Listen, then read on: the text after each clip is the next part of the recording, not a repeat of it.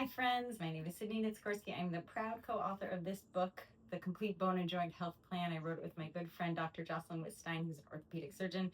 I'm a registered dietitian and a fitness instructor, and I have a 5-minute workout for you today.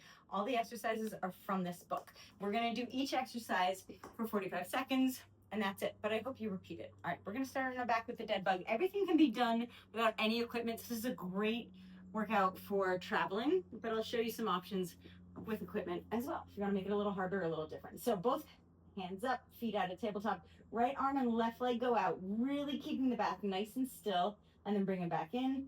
Belly buttons pulled down to spine, and the other side. Left arm, right leg. Think about your upper and your lower body communicating to each other. So your heel and your thumb hit the ground right about the same time. If you want to make this harder, you can use 2 dumbbells or 2 filled up water bottles. And just be really careful to not let your weighted hand pull you. So go even slower than you want. Take your time, always coming back to that right angle. One arm extended up towards the ceiling. And your back's either in a little bit of a neutral position, so that tiny little arch, or pretty flat. Take a nice deep breath in, and then exhale as you pull together. This will be the last one. This exercise, dead bug, is on page 139 of the book. All right, we're gonna go into a plank, which is on page 132 of the book. A million different variations for a plank. You can be in a high plank, so this would be a high full plank. Hands right under the shoulders. Everything is pretty tight, squeezing the belly button up, squeezing the glutes. You can drop your knees, and between your knees and your shoulders should be one line. You can go into a modified elbow plank, or you can lift your knees for a full elbow plank. Keep your hands parallel. A lot of people rotate in, and I don't love that. I don't love rotating the shoulders like that. So keep your hands parallel, flat palms or 2 fists. Squeeze your glutes, squeeze your quads. Everything is really tight. This is a really challenging exercise. A plank, a full plank, even a modified plank with the knees down, really challenging. This is on page 132 of the book. We only have 10 more seconds here. Take a nice deep breath. Again, there's a million variations. You could go on your right side or on your left side.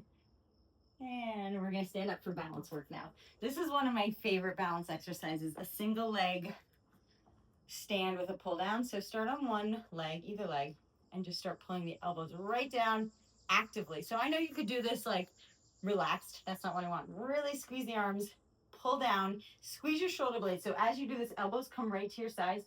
Your elbows are not weighing back. And if you need a little balance help, you just put that back toe down for a kickstand. Switch legs. You could do this anywhere as you're waiting for the bus, at a kid's soccer game, absolutely anywhere. And I love building functional movement into the day. As you're doing this, don't let the shoulders rise up. Keep them all the way down. We have about 10 more seconds here. This one leg balance with upper body pull down is on page 156 of the book.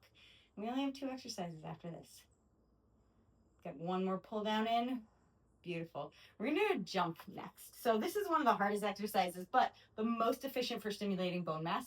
So you're gonna sit your butt back like you would in a squat and then lift up off the ground. All right, you can absolutely do this without leaving the ground and just go up onto your toes and then sink back onto your heels.